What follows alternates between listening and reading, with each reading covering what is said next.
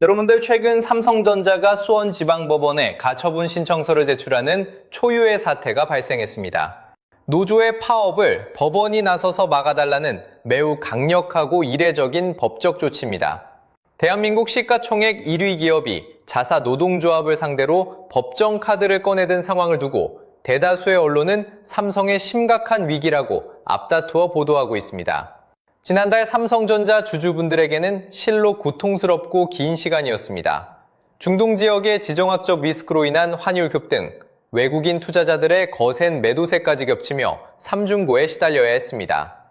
회사는 1분기에 역대 최고 수준의 실적을 기록했음에도 불구하고 주가는 전혀 긍정적으로 반응하지 않았습니다. 이런 와중에 노조가 무려 45조 원이라는 천문학적인 성과급을 요구하고 5월 총파업을 예고했으며 파업 불참자에 대한 블랙리스트 논란까지 터졌습니다. 하지만 이 사태의 이면을 냉정하게 들여다보면 삼성이 수세에 몰린 위기가 아니라 회사의 매우 치밀하고 전략적인 반격이라는 것을 알 수 있습니다. 현재 삼성전자 주식을 보유 중이거나 매수를 고민 중이시라면 이 사태의 본질을 명확히 파악하셔야 합니다. 단순한 노사 임금 협상이 아니라 주주 여러분의 계좌 수익률을 결정지을 치열한 수싸움입니다. 오늘 이 시간에는 45조 원의 진실과 사측이 꺼내든 가처분 신청이 우리 주주들에게 강력한 호재가 되는 이유를 데이터와 함께 깊이 있게 분석해드리겠습니다. 먼저 노조가 협상 테이블에 올려놓은 45조 원이라는 막대한 금액의 실체를 정확히 파악해야 합니다. 이 숫자는 삼성전자의 1년 전체 영업이익 중 15%에 달하는 엄청난 규모입니다. 얼마나 비현실적으로 큰 숫자인지 객관적인 데이터로 비교해 보겠습니다.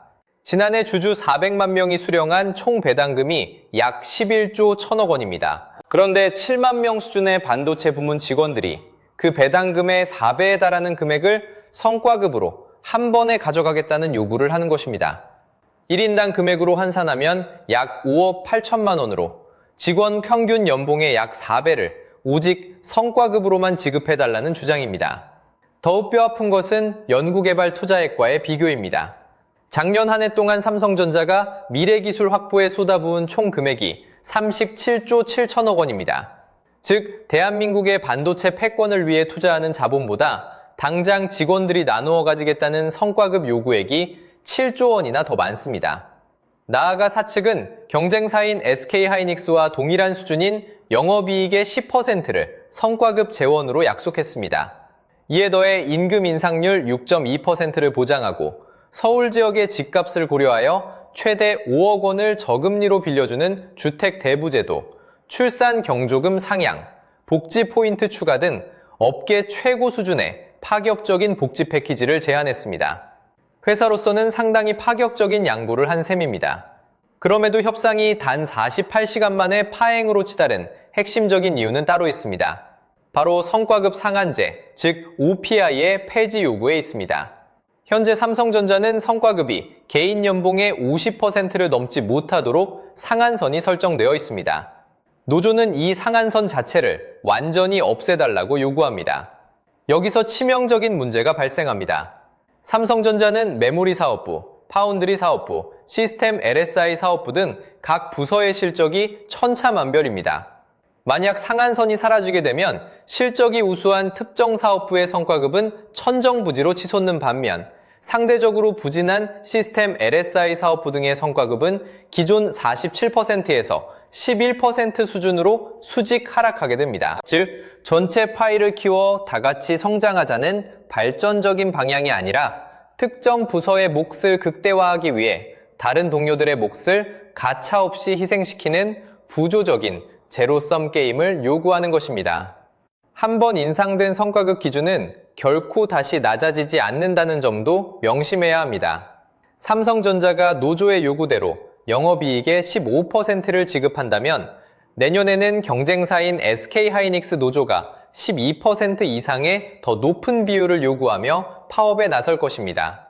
막대한 자본을 3나노, 2나노, 초미세 공정 개발에 집중적으로 투자하며 미래를 준비하는 대만의 TSMC와 달리 한국 반도체 기업들은 글로벌 경쟁력을 갉아먹는 끝없는 인건비 출혈 경쟁에 늪에 빠지게 될 것입니다. 현재 삼성전자 파운드리가 테슬라의 AI 칩 수주를 따내면서 겨우 글로벌 시장에서 반격의 발판을 마련한 상황입니다. 만약 파업으로 인해 삼성의 공급망이 불안정하다는 인식이 전 세계적으로 굳어지게 된다면 불안감을 느낀 글로벌 빅테크 고객사들은 주문 물량을 주저없이 TSMC로 돌리게 될 것입니다. 이는 두 회사만의 문제가 아니라 한국 반도체 산업 전체의 인건비 구조가 뒤틀리고 글로벌 신뢰도를 잃는 치명적인 결과를 초래합니다. 더욱 심각한 문제는 파업에 동참하지 않는 직원을 압박하는 이른바 블랙리스트 논란입니다. 헌법이 보장하는 파업 참여는 철저하게 개인의 자발적 의사에 맡겨져야 합니다. 파업에 불참하고 본연의 업무를 수행하겠다는 직원은 그 권리를 존중받아야 마땅합니다. 그러나 노조위원장은 방송을 통해 파업 불참자를 명단으로 관리하고 추후 강제 전환 배치나 해고 상황 발생 시 이들을 우선 검토하겠다는 믿기 힘든 발언을 쏟아냈습니다.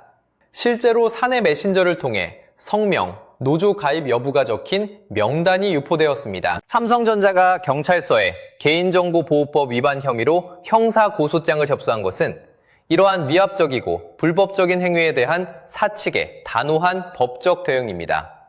이러한 일련의 맥락 속에서 사측이 법원에 제출한 가처분 신청은 사태의 흐름을 완전히 뒤바꾸는 핵심 전략입니다. 일각에서는 이를 삼성이 밀리는 모습으로 오해하지만 실상은 그 정반대입니다. 그동안 노조는 반도체 공장을 물리적으로 멈추겠다는 극단적인 위협을 가장 강력한 무기로 삼았습니다.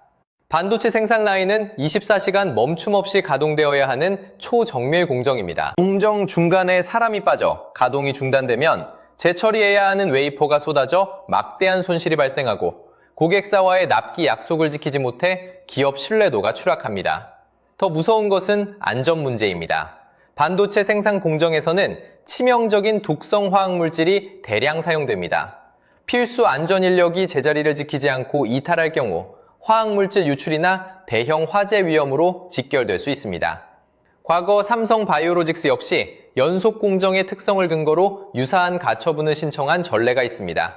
반도체 공장 역시 멈추면 돌이킬 수 없는 피해가 발생한다는 점에서 법원이 이를 인용할 가능성은 충분히 열려 있습니다. 가처분이 인용된다면 노조는 생산 설비를 무단 점거하거나 안전 인력을 철수시키는 파괴적인 파업을 감행할 수 없게 됩니다. 즉, 합법적인 범위 내로 파업의 한계가 명확히 규정되는 것입니다. 이는 파업의 최악의 파괴력을 사전에 제한하고 협상 주도권을 다시 사측으로 가져옵니다. 시장이 가장 두려워하는 것은 예측할 수 없는 불확실성입니다. 가처분 신청 뉴스가 발표된 당일 우려와 달리 주가가 오히려 21만 원대 근처에서 상승 마감한 것은 시장이 이미 이 법적 조치를 불확실성 해소라는 명확한 호재로 해석했음을 증명합니다. 물론 노조의 입장을 완전히 배제할 수만은 없습니다. 앞서 말씀드렸듯 삼성전자는 1분기 기준 한국 기업 역사상 유례없는 눈부신 실적을 거두었습니다. 회사가 막대한 이익을 창출하고 있는 상황에서 노동자가 성과에 대한 정당한 분배를 요구하는 것 자체는 노동조합이 존재하는 근본적인 권리이기도 합니다. 또한 쟁의행위 찬반 투표에서 93%가 넘는 찬성이 나왔듯 합법적인 파업 자체는 법적으로 보장된 권리입니다. 그러나 그 방식이 국가 경제를 볼모로 삼거나 비조합원에게 물리적인 피해를 주는 강압적인 방식이 되어서는 안 된다는 것이 본질입니다. 결론적으로 이번 사태는 표면적인 임금 협상을 넘어 반도체 산업의 국가 인프라를 볼모로 잡은 치킨 게임이자 구조적 비용 통제와 얽힌 중대한 분기점입니다. 전 세계 디램 시장의 약 40%, 낸드 플래시의 30% 이상을 공급하는 삼성 공장의 가동이 차질을 빚으면 메모리 공급이 줄고 가격이 폭등하여 결국 소비자의 전자기기 구매 비용 상승으로 이어집니다. 또한 8조 원 규모의 지분을 보유한 국민연금의 수익률 하락으로 직결됩니다. 이 사태를 단순한 삼성 내부 문제로 치부해서는 안 되는 이유입니다.